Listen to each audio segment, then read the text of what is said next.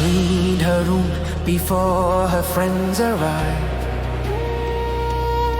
We will have eaten dinner by the time Dad gets home. The movie will have started by the time we reach the theater.